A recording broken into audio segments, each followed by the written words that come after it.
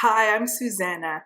I am the former certified financial planner who felt like she did not fit in the material world of money. I then went down the rabbit hole of exploring money from a spiritual and metaphysical perspective. And I did that for a while until I came back to reality, and I now take both of those worlds of wisdom and combine them to support me on my journey towards debt-free home ownership in one of the most expensive cities in the world, Melbourne, Australia. Today's video, I'm going to talk about saving money when purchasing a car. So if that's of interest to you, stick around.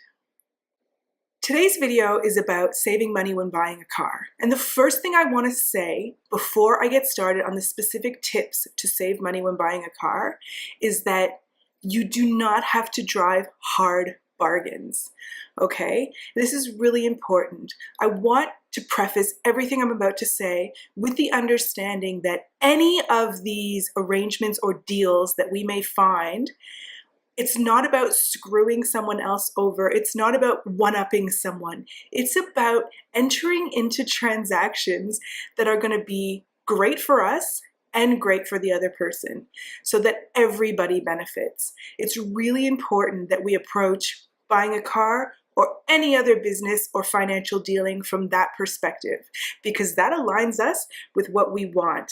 And it also aligns us with the energy of what the universe wants. Okay, so without any further ado, I'm going to jump in to my top tips for saving money when buying a car. My first tip is buy secondhand.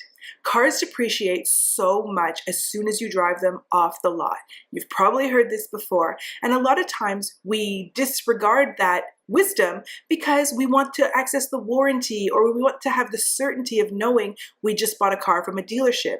But nowadays you can get cars that still have extended warranties for many, many years, even if you purchase them secondhand, and you can get them at a significant discount. One of the best ways to save money on a car is to buy secondhand.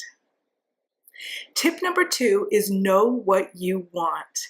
Know what color you want, what make and model you want, know how much you want to pay. By having clarity about what you want, you'll be able to identify a good deal when it comes across your path. And you'll be able to have certainty that it is financially a good deal for you. For example, when I bought my first car, all I knew was I had a price range of between $7,000 and $10,000. I knew I wanted a Honda, and I knew I wanted it purple. And I was able to find what I wanted because I had that clarity. So I highly recommend knowing what you want.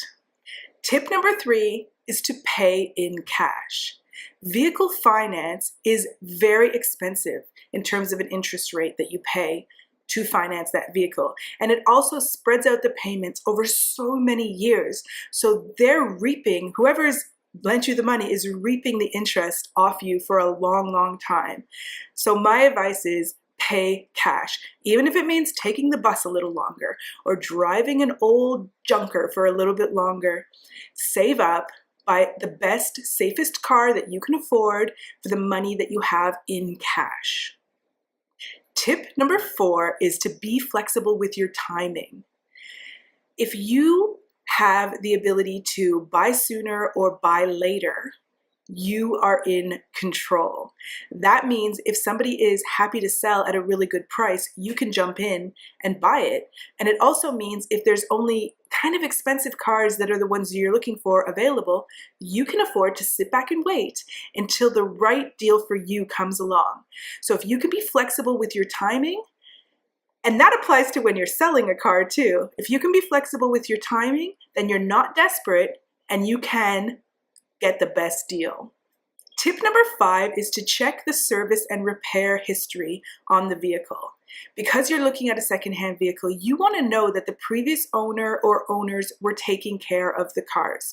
For example, when I bought my last car for $5,000, I found by looking at the service history that the previous owner, it was owned by a single owner for 8 years, and the previous owner had paid over $5,000 in the preceding 18 months before I bought the car. So before I bought it, she paid over $5,000 in repairs. Everything had already been fixed. And so with that, I was able to have a lot of certainty that nothing was going to need to be spent unless something very unusual happened. Along with this tip, checking the service and repair history, is also do a little research on the car that you're looking at. And on the internet, you'll find what things tend to break down around certain levels of kilometers. And if there's going to be likelihood of a breakdown in some area, check if it's already been fixed. And if not, factor it in to the price and see whether or not you're really getting a good deal. Tip number 6 is to trust your gut.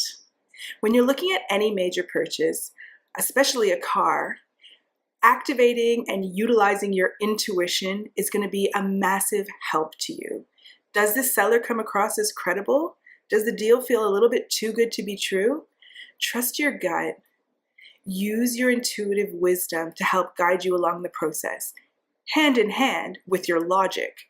For example, when I bought my most recent car, I actually didn't even need to buy a new car, but something told me, start looking for a car.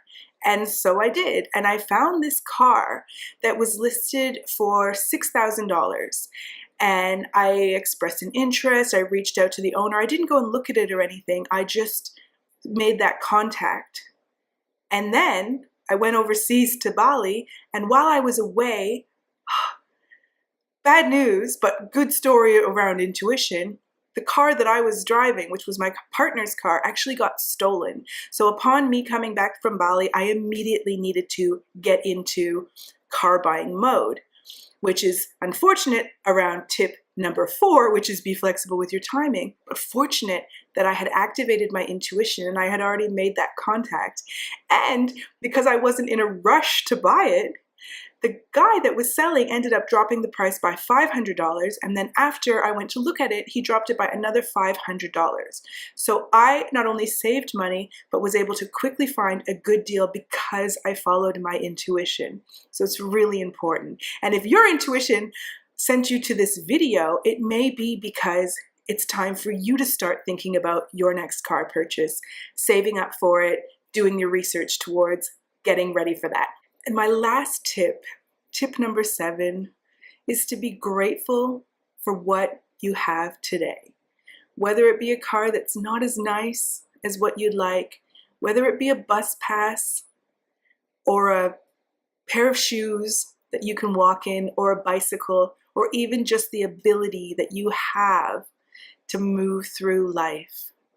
Be grateful for what you have today, because that puts you in alignment with what it is that you want to create, with what it is that you want to bring into your life. So those are my top tips on saving money buying a car. I'd love to hear your tips. Comment below on how you saved money buying a car and what your next dream car is. So until next time, keep poppin'!